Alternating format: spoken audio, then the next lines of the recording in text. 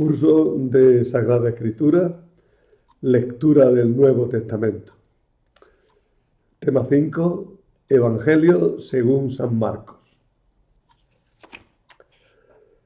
Buenos días o buenas tardes según me estéis escuchando. Hoy hace un bonito día de noviembre cuando me pongo a dictar este tema. Espero que pueda hablar mejor que en la última clase, que fue un desastre. A pesar de eso tengo todo y de vez en cuando saldrá el problemilla por medio. Vamos a ver el tema de San Marcos. Antes de nada, este tema lo compuse hace algunos años para este curso de Sagrada Escritura y lo tomé, este tema de San Marcos en concreto, en gran parte de Cepedal, que es una obra bastante bonita que la he citado algunas veces.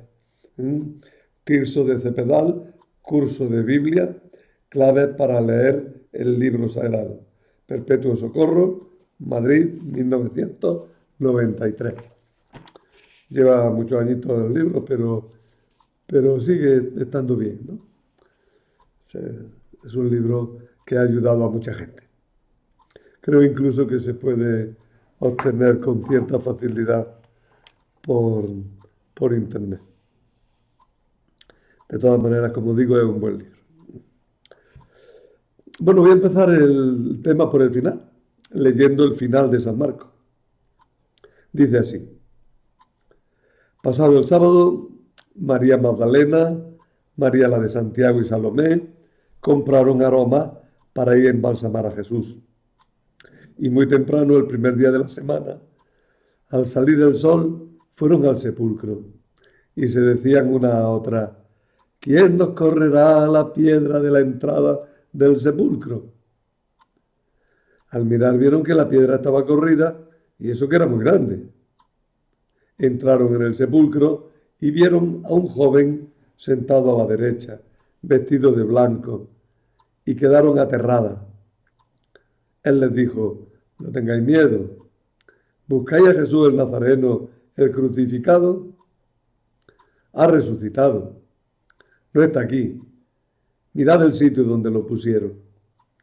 Pero id a decir a sus discípulos y a Pedro: Él va por delante de vosotros a Galilea. Allí lo veréis como os dijo. Ellas salieron huyendo del sepulcro, pues estaban temblando y fuera de sí, y no dijeron nada a nadie, del miedo que tenían. Bueno, así acaba el Evangelio de Marcos. Luego se añade algo. Marcos acaba sin acabar. Acaba abruptamente, dejando prendida una pregunta. ¿Y ahora qué? Pero este final se corresponde bien con el principio de la obra. Comienzo del Evangelio de Jesucristo, Hijo de Dios. Frase que se refiere a todo el escrito. Es el título, el libro entero, por tanto, nos da el comienzo de la buena noticia. Y acaba mandándonos a Galilea a ver al Señor. Él va por delante de vosotros a Galilea, allí lo veréis como os dijo. La buena noticia la comenzó Jesús. Ahora nos toca a nosotros continuarla. Nosotros somos la continuidad del Evangelio. Somos una buena noticia si proseguimos la tarea comenzada por Jesús. Bueno, pues por ahí empezamos. Y nos encontramos con un Evangelio que es relativamente corto. Es el más corto de los 4. Y además, ya desde la antigüedad se ve que no lo entendieron demasiado bien. Incluso lo menospreciaron. El testimonio de Papías es extraño. Papías es un escritor del siglo II. dice, Marcos escribió sin orden. Y no anduvo muy acertado críticamente en el estudio del libro. Pero sí indica el desconcierto que este libro proporciona a quien lo lee de un tirón. ¿Acaso, guiados por este juicio de Papías y por su breve extensión, este evangelio durante mucho tiempo fue considerado como el hermano pobre de los evangelios? Ni la liturgia ni los comentaristas se preocuparon mucho de él, ya que se tomaba como un resumen de Mateo, y todo lo que se podía encontrar en él se encontraba con creces en Mateo, en Lucas y por otro lado en Juan. A partir, sin embargo, del siglo pasado, del siglo XX, los comentaristas se dieron cuenta de que este evangelio era probablemente, con mucha probabilidad, el primero de los evangelios. Y entonces se ha venido estudiando con mucha fuerza, muy constantemente. Para afirmar que es el primero que se escribió, bueno, hay que seguir toda la teoría, ¿no?, de las tres fuentes que ya hemos expuesto varias veces al hablar de los otros evangelios. De todas maneras, tengo que decir que algunos no están de acuerdo con eso, ¿eh? Incluso hoy día algunos dicen que este evangelio es hasta posterior a los otros y que su brevedad muchas veces responde a unas opciones determinadas, no a un deseo de resumir. Pero bien, nosotros seguimos la teoría normal, la teoría constante, de que este fue el primero de los evangelios que se compuso, y a ello me atengo. Si es así como digo, el Evangelio de Marcos es el que inaugura el género literario que llamamos evangelio. Por tanto, él es quien marca la pauta a los otros sinópticos en la estructura general del libro. ¿Quién era este Marcos? Vuelvo a hablar Papías.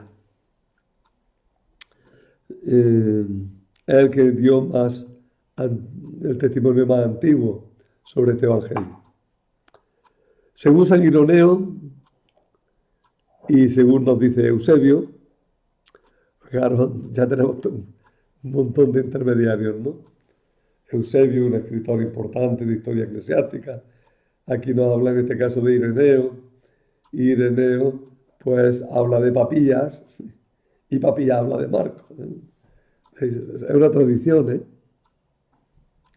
Tradición es eso. Vamos recogiendo lo de los demás y lo vamos exponiendo. Pues según San Ireneo, Papías fue discípulo de Juan, compañero de San Policarpo. Vivieron al final del siglo I y primero del siglo II.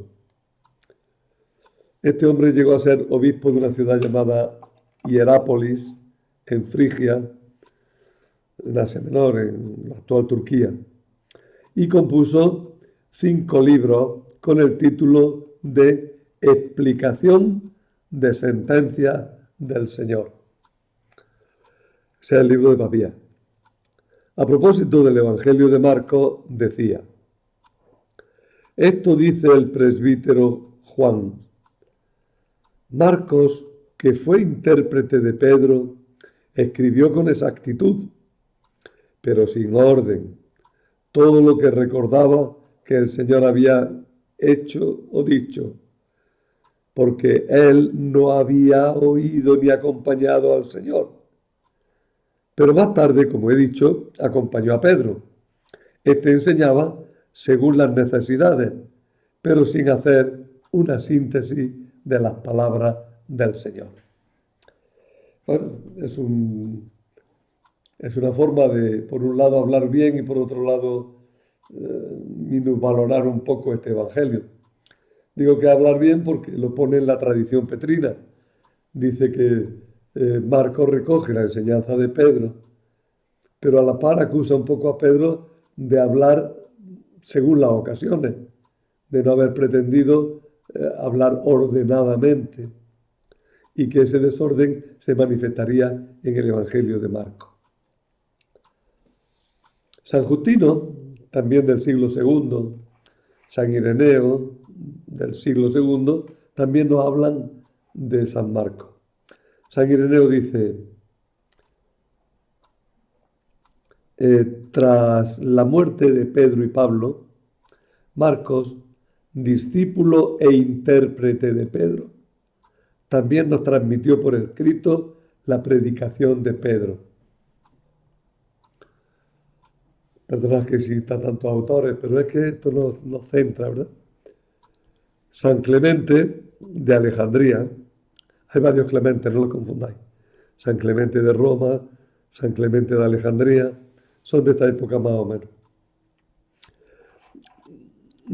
Antes del año 215, San Clemente de Alejandría nos dice, habiendo predicado la doctrina públicamente en Roma, sus oyentes exhortan a Marcos a que pusiera por escrito lo que había dicho Pedro. Marcos lo hizo, llegando esto a su conocimiento. Pedro no aconsejó en ningún sentido, ni para impedirlo, ni para alentarlo. Por último, ya acabo esta lista de autores antiguos. Orígenes, decía, Orígenes del siglo III, Orígenes es una gran figura, un gran padre de la Iglesia, un gran estudioso. Dio origen a la escuela catequética, la catequética en el sentido teológica de Alejandría, ¿no? Es uno de los teólogos más importantes de los primeros tiempos y además un gran conocedor de la Sagrada Escritura. Iremos diciendo algunas cosillas sueltas de él cuando vaya surgiendo.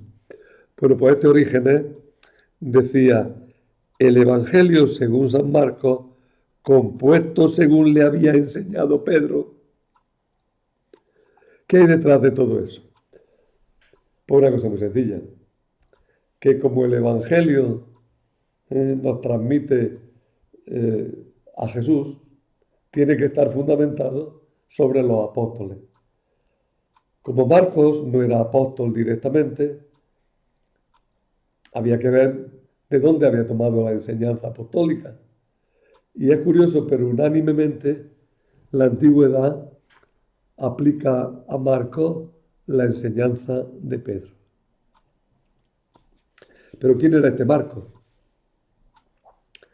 Este Marcos es normalmente identificado como Juan Marcos, hijo de María, de la que se habla en Hechos 12:12. Era primo de Bernabé, según Colosenses 4:10, en cuya compañía de Bernabé inició el primer viaje apostólico junto con Pablo también, según nos informan Hechos de los Apóstoles. Aquellos tres, Bernabé, Pablo, Marcos, iban juntos anunciando el Evangelio. Luego San Pablo y San Marcos parece que rompieron. Y bueno, parece no que rompieron. Y posteriormente, pues Marcos fue con Bernabé a Chipre y más tarde podemos verlo curiosamente junto a Pablo y también junto a Pedro, según los textos del Nuevo Testamento. Es decir, aunque hubo un choque con Pablo, parece que aquello luego se arregló. Y su relación con Pedro, pues estaría garantizada porque Pedro los llama hijo, mi hijo. Mi hijo. Mi hijo quiere decir mi discípulo amado, ¿no? Mi discípulo predilecto, mi discípulo fiel, como queráis. Esto es lo que comúnmente se admite, aunque siempre, como en todo, hay quien opine otra cosa. Felipe Fernández Ramos dice, creo que es bueno, el nombre del autor es imprecisable. Estamos ante un cristiano anónimo de procedencia pagana. Sin embargo, no estoy de acuerdo. Es muy fácil que lo escribiera alguien llamado Marcos y relacionado con los apóstoles. Y probablemente, pues ese Marcos pudo muy bien ser este del que hablan tan a menudo los hechos de los apóstoles. De los testimonios arriba citados se deduce que el lugar de composición de este evangelio sería Roma. Sobre lo que surgen dudas es sobre la fecha en que ello tuvo lugar. Clemente de Alejandría, ya hemos hablado de él hace un momento, supone que el libro fue escrito antes de que Pedro muriera, porque dice, sin que Pedro aconsejara que lo leyeran o que no lo leyeran, ¿no? Mientras que Ireneo, sin embargo, piensa o le han informado de que se escribió después de que muriera Pedro y Pablo. Lo que hoy se afirma es que se tuvo que escribir entre los años 60 y 70. No hace muchos años hubo un gran revuelo porque O'Callaghan, que es un gran estudioso de los textos del Nuevo Testamento, encontró entre los papeles de Qumran un pergamino pequeñísimo, una cosita, nada, que tenía unas cuantas letras por delante y por detrás. Pero haciendo un estudio muy detenido y midiendo para arriba y para abajo, llegó a la conclusión de que esas letras pertenecían a unos versículos del Evangelio de San Marcos. Y eso anticipaba la composición del Evangelio de Marcos muchísimo, poniéndola antes del año 50. Es decir, a poquísimos años de la muerte y resurrección del Señor. Pero luego el mismo Callaghan tuvo que reconocer que aunque era algo que hubiera sido posible, un estudio más detenido hacía ver que el papelito que él había encontrado no pertenecía a un evangelio según San Marcos, sino que más bien eran unas palabras, me parece, que de Flavio Josefo. ¿Para quién escribió San Marcos? Bueno, entonces quedamos, el libro se escribe en Roma entre los años 50 o 60.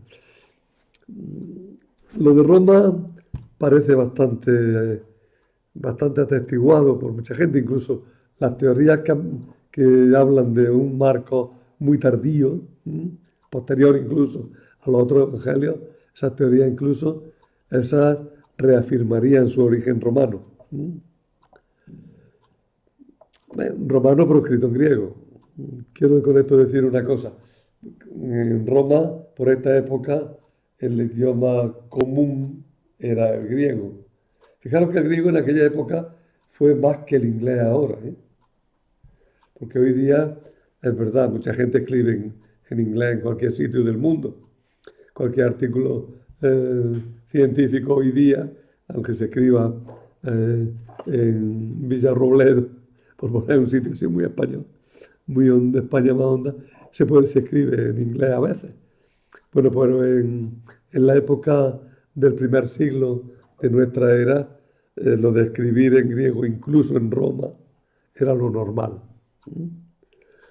Bueno, pues y eso indica otra cosa, que es que el escritor tiene un origen oriental, un origen pues de Palestina o de Grecia. ¿Para quién escribe San Marcos? pues si escribe en Roma, escribe para los romanos, claro. Pero profundizando un poquillo más,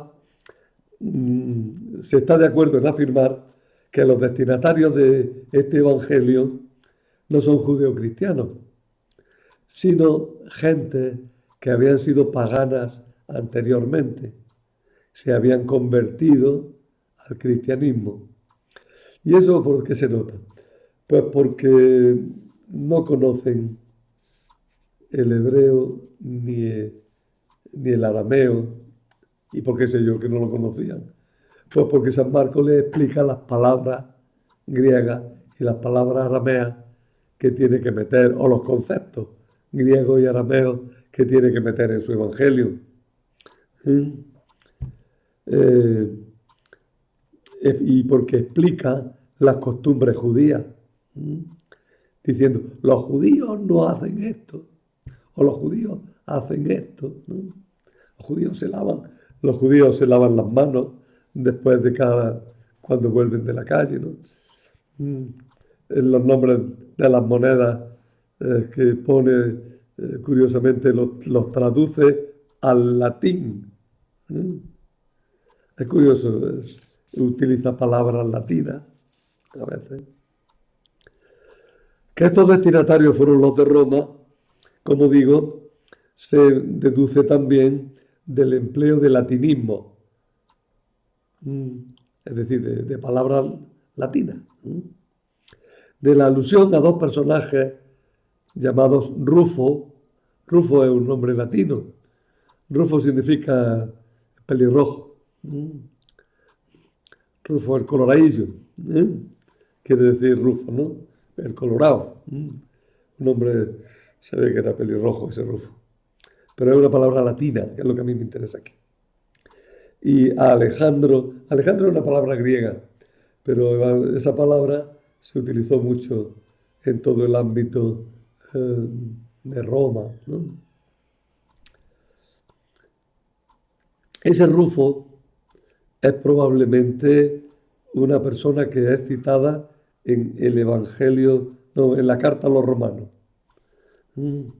Y sobre todo porque deja entrever San Marcos que los destinatarios pertenecen a una comunidad amenazada por la persecución, lo cual cuadra con la Roma de los años 60, cuando los cristianos estaban amenazados por aquella persecución un poco fuera de tono, pero muy eficaz, que llevó a cabo Nerón, cuando le acusó de haber provocado el incendio de la ciudad y hizo matar a muchos cristianos.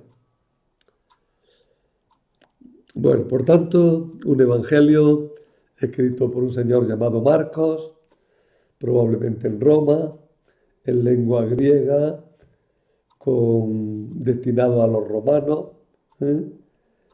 con bastante latinismo, y hacia los años 60, vamos a poner 65, y nos quedamos en la mitad, entre el año 60 y 70, más bien más cerca del 70 que de otra cosa.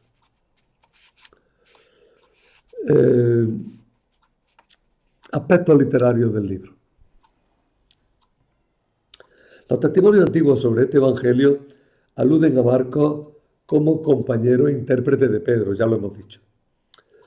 Así le llamaban Papía, Ireneo, Tertuliano, San Justino. San Justino denomina a este evangelio Memorias de Pedro. Una fuente, por tanto, de este evangelio debió ser la predicación de Pedro. Un autor muy importante que tiene quizá el mejor comentario de tipo filológico al Evangelio de Marcos, se llama Taylor, pues precisa una serie de pasajes que tendrían esta proveniencia petrina.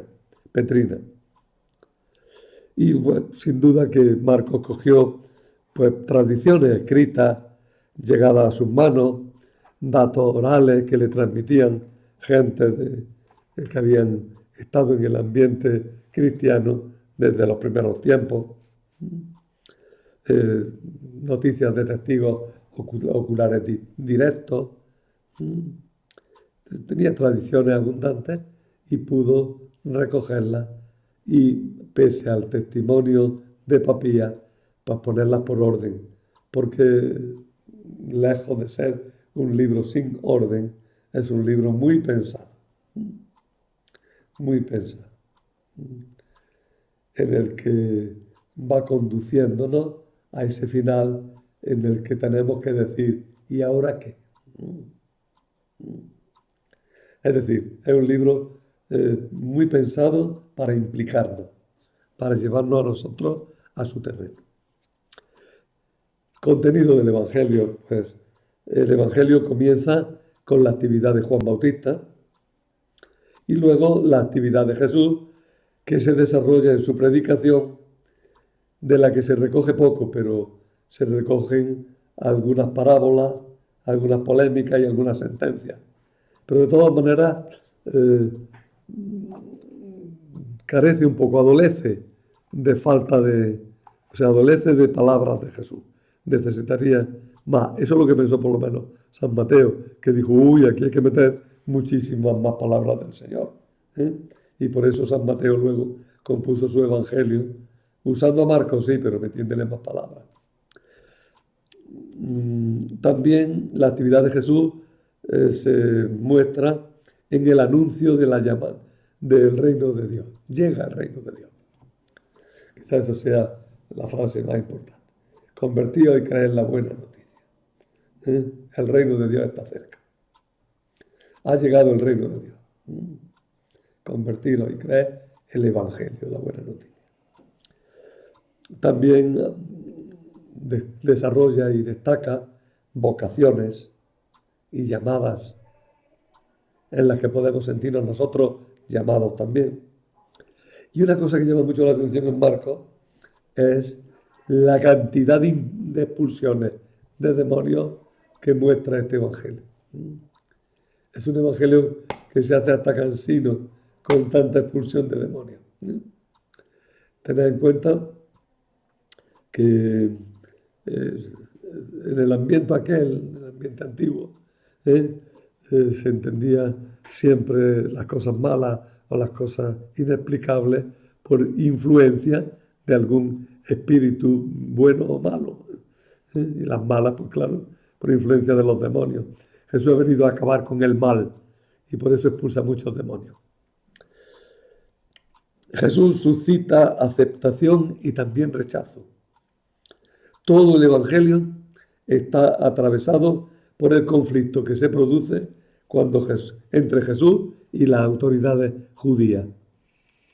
Eso es verdad hasta el punto de que un comentario interesante al Evangelio se ha titulado Conflicto en Marcos, que luego gustó el título y se publicaron algunos otros títulos, recuerdo ahora también Conflicto en Lucas.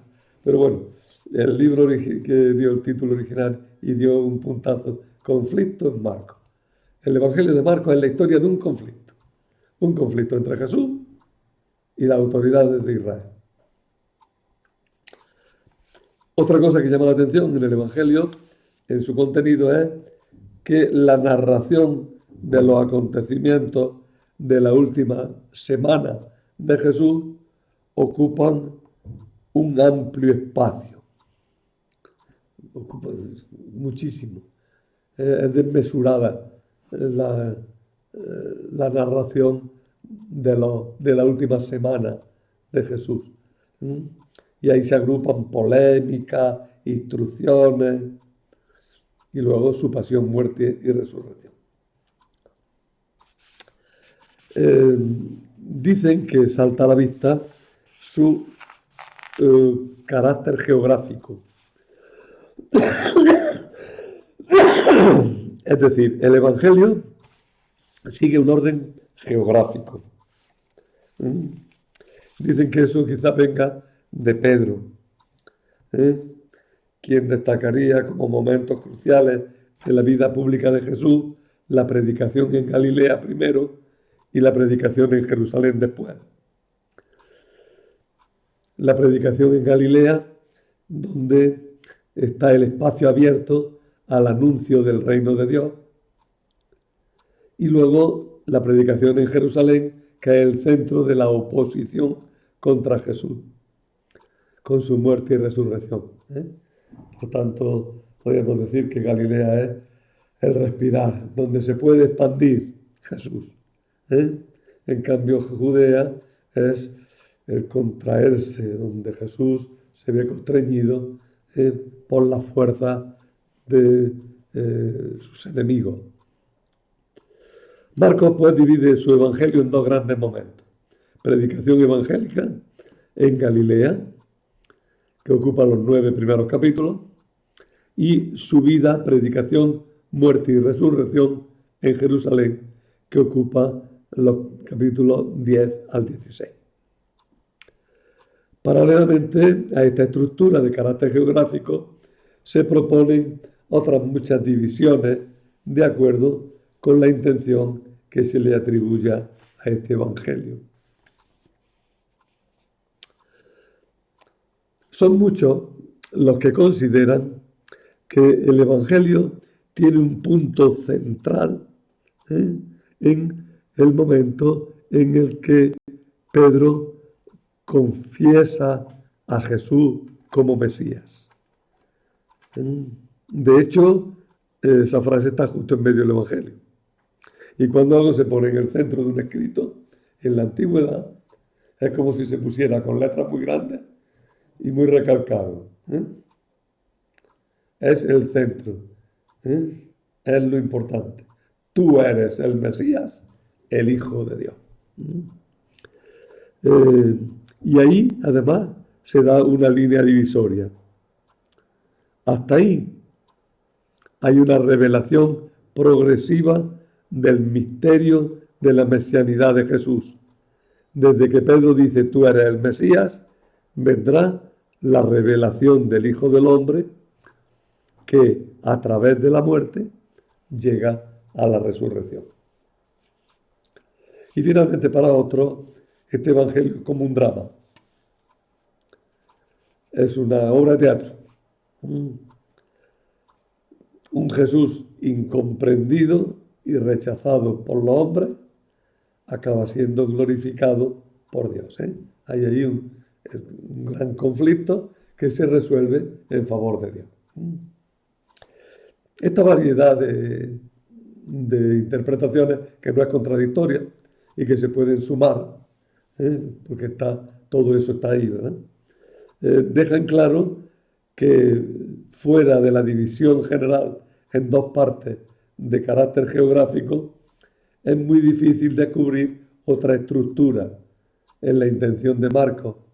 Y por eso quizás venían aquellas críticas ya desde la antigüedad de desorden y de ser demasiado escueto, demasiado elemental, ¿no? Hasta el punto de haber sido tratado muchas veces, como he dicho, como un resumen de Mateo, ¿no? No, es que hay muchas cosas que se van cruzando, y tenemos esos dos puntos, predicación en Galilea y actividad en Jerusalén, que marcan todo el Evangelio. Luego alguna consideración ya más gramatical, ¿no? De su estilo, hay que decir algo que puede parecer contradictorio. Es pobre, pero al mismo tiempo está dotado de gran viveza y realismo. El vocabulario es limitado, no tiene un vocabulario muy amplio. Fijaros que el Evangelio de San Marcos, incluso pedagógicamente, se utilizó para introducir a los que querían aprender griego bíblico, ¿no? Es un evangelio que para un aprendiz inicial, pues, no ofrece grandes dificultades, no tiene demasiado vocabulario, y por eso, pues, es el evangelio que servía para introducir en la traducción del evangelio. Algo así como con latín, bueno, estamos distintos latín. Así como en latín a nosotros se nos introducía con Cornelio Nepote, ¿no? Era fácil de traducir, o con incluso Julio César, que tenía un latín, decían, que no estoy de acuerdo, eh, más llano y fácil que otros, ¿no? Bueno,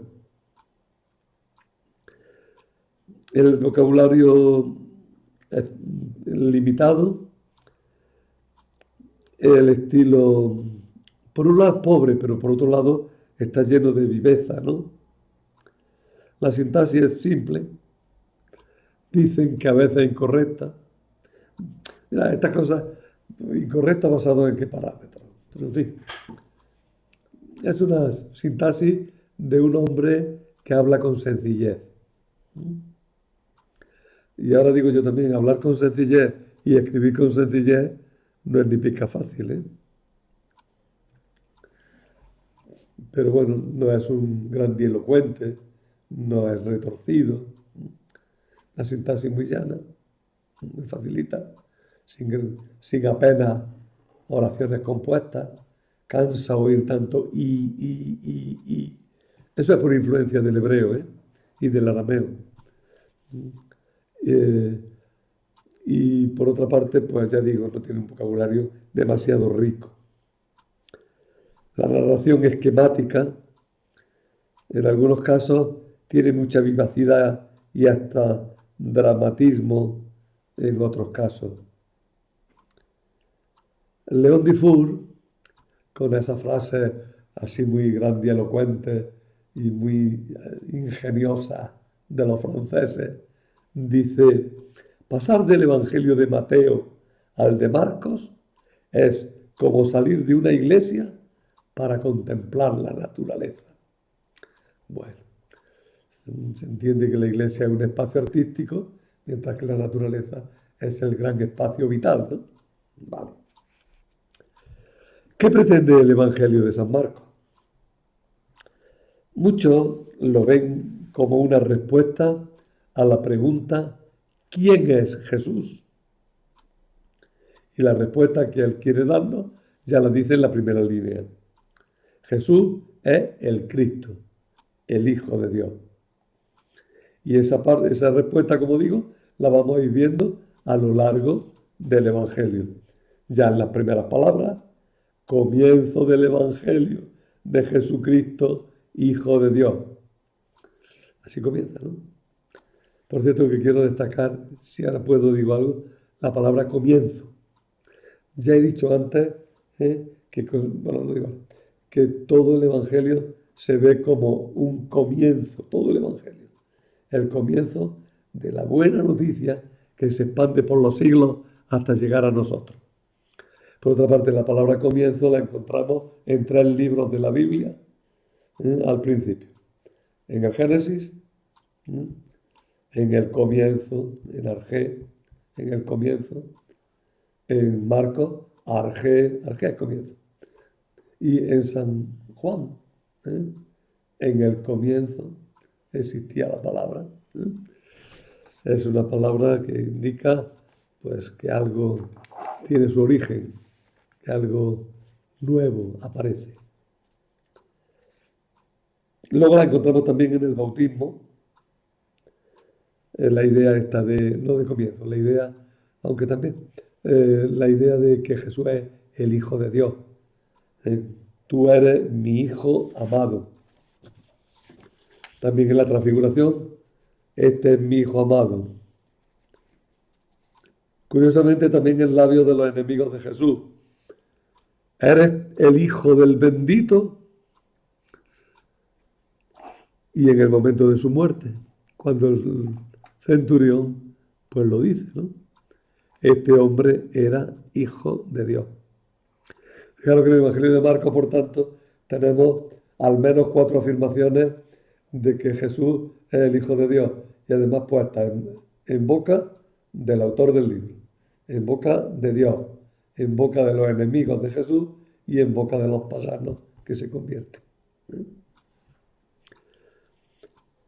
Marcos guía progresivamente a sus lectores a hacer la misma profesión de fe que el soldado romano al pie de la cruz. Verdaderamente este hombre era hijo de Dios. La verdadera identidad de Jesús solo se descubre en la cruz. Jesús es el Mesías, pero es el Mesías crucificado.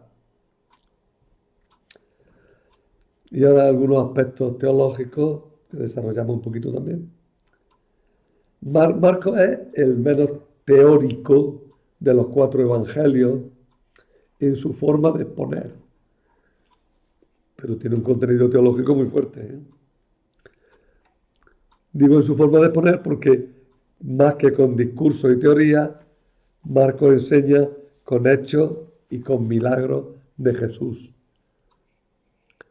Es curioso que para Marcos los milagros son enseñanza. En varias ocasiones dice, y se puso a enseñarle. Y uno espera un discurso, y lo que viene es un milagro. Los milagros son enseñanza de Jesús.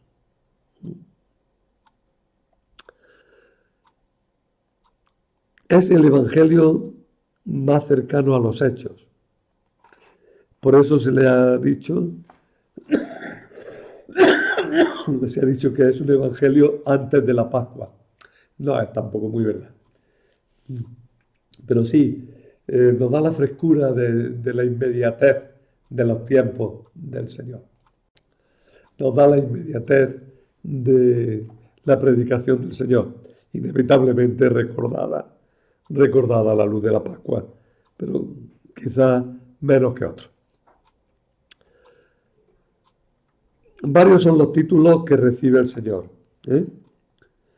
Los más frecuentes son Jesús.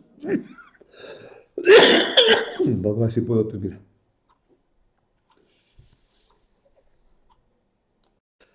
Vamos a ver si puedo terminar, que es que me dan ataques de tos y tengo que interrumpir. Bueno, a Jesús se le llama Jesús. Aparece 81 veces. Es el evangelio que más acentúa la condición humana de Jesús. Por otra parte, se le llama también Hijo del Hombre. 14 veces. Es el título con el que Jesús se designa a sí mismo. Y tiene un sentido un poco ambiguo. Por un lado, significa sencillamente este hombre, yo. San Ezequiel, el profeta Ezequiel, utiliza mucho esa expresión, Hijo del Hombre, que equivale a ser humano. Aunque pasa que en Ezequiel se utiliza como vocativo, como forma de hablarle a una persona. Y San Marcos lo utiliza refiriéndose a esa humanidad de Jesús. Pero también tiene un sentido que algunos lo niegan. En concreto, Juan Mateo hasta se enfadaba. Y sin embargo yo lo veo bastante. Hijo del Hombre también significa el juez de los últimos tiempos. El juez que ha de venir al final. Y se basa en el libro de Daniel, donde aparece un hijo del hombre que viene a juzgar. Por otra parte se le llama Cristo 7 veces. Cristo Mesías, ungido. Este nombre no se lo da Jesús a sí mismo y solo lo admite en dos momentos solemnes. En la confesión de Pedro tú eres el Cristo, el Mesías, el Hijo de Dios, ungido, Cristo, Mesías, español, griego, hebreo. Es la misma palabra. Y ungido en español significa el que está untado con aceite. Es decir, el que está consagrado a una tarea. La segunda vez que aparece es ante el Sanedrín. ¿Eres tú el Cristo? El Hijo del Dios bendito. Pero Jesús evita que se lo llamen, evita ser definido por ese nombre. Es el llamado secreto mesiánico, la reiterada prohibición por parte de Jesús de que se manifieste su mesianidad. ¿Por qué prohíbe Jesús que se manifieste manifieste, que se hable de su mesianidad, porque la mesianidad de Jesús, el mesianismo de Jesús, no es el que esperaban los judíos, sino algo muy distinto. Jesús es el Mesías, pero él no es el Mesías conquistador o político, sino que es el Mesías que da su vida por nosotros en la cruz. Esto ha podido ser un recurso de composición por parte del evangelista, pero tiene una base real. Jesús no quería que el pueblo lo aclamara como Mesías por las razones políticas, por las connotaciones político-sociales que ese título llevaba. Su mesianismo se pondría de manifiesto después de su muerte. No quiere que le llamen Mesías hasta que no se sepa qué clase de Mesías es. Y por último, a Jesús se le designa como Hijo de Dios 5 veces. Al principio y al final. Y luego otras 3 veces en medio del Evangelio. 4 grandes designaciones de Jesús. Jesús, hombre. Hijo del hombre, hombre y juez de los últimos tiempos. Cristo, Mesías, y Hijo de Dios.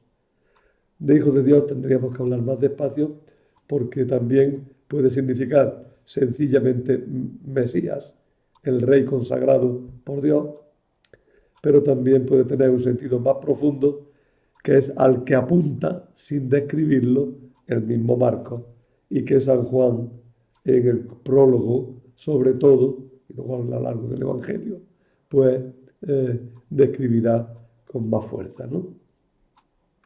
El Hijo de Dios. Ya digo, puede tener un sentido débil, sentido de rey. El rey es el Hijo de Dios, es el rey, el que manda, el que gobierna. En ese sentido sería un equivalente a Cristo o a Mesías, que es lo mismo. Pero también puede tener un sentido mucho más profundo ya de presencia de Dios entre nosotros. Pero Marcos no lo desarrolla. La teoría o la idea de la salvación que tiene Marcos está muy unida al pensamiento, a lo que piensa de Jesús. Jesús aceptó el sufrimiento y la muerte para cumplir la voluntad del Padre. Jesús ofrece su vida como rescate por muchos. Y al entregarla queda convertida en sangre de la nueva alianza. Resuena aquí las palabras de la Eucaristía, ¿verdad? Ese muchos que es todos, pero que destaca la multitud del todos, ¿no? Bueno, otro día saldrá ese tema más ampliamente. Otra cosa que le importa mucho a Marcos es hablar del reino de Dios. Es la gran realidad que ocupa el primer puesto en la predicación de Jesús. Expresa la nueva relación entre Dios y los hombres que trae Jesús. Si antes reinaba el mal, ahora reina Dios. Es una nueva relación entre la humanidad y Dios. Si antes, como diría San Pablo, estábamos bajo la ira, bajo la cólera, ahora estamos en la gracia. Ha llegado el reino de Dios. De los 3 evangelios sinópticos, Mateo, Marcos y Lucas, se desprende que este reino de Dios es algo futuro, pero también presente. El reino de Dios está en medio de vosotros, dirán por ahí. Marcos acentúa su carácter futuro, escatológico se dice. Escatológico lo referente a los últimos tiempos. Precisamente Marcos tiene una idea muy apocalíptica de las cosas, ¿no? La apocalíptica muy radical. Vendrá el Señor. Tiene un lenguaje apocalíptico en muchas ocasiones fuerte. Que luego lo revienta todo porque se va a ver que la acción de Jesús se va a desarrollar tranquilamente a lo largo de la historia, ¿eh? Cuando los cristianos prediquen el Evangelio, ¿no?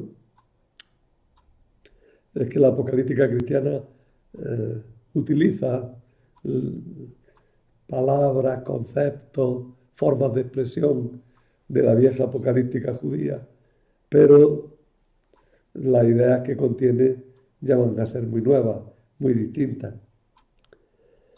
La parusía, la vuelta del parusía significa llegada del rey. La parusía, la vuelta del Señor, ¿eh? Es objeto de expectación y subraya su carácter espectacular. Bueno, en el trozo de papeles que he dado, os pongo también un largo trozo tomado de Pronsato. Un cristiano comienza a leer el Evangelio de Marcos. Eh, Os recomiendo vivamente su lectura. Refuerza las cosas que hemos estado diciendo, pero es muy interesante.